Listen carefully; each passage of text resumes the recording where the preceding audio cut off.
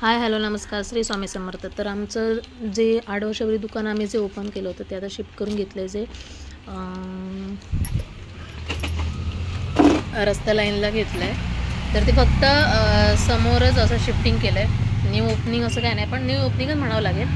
तर इथे आज आम्ही व्यवस्थित भटजी वगैरे बोलून पूजा केली आहे. तर बघा छोटीशी अशी पूजा घेतली भटजी आणून व्यवस्थित.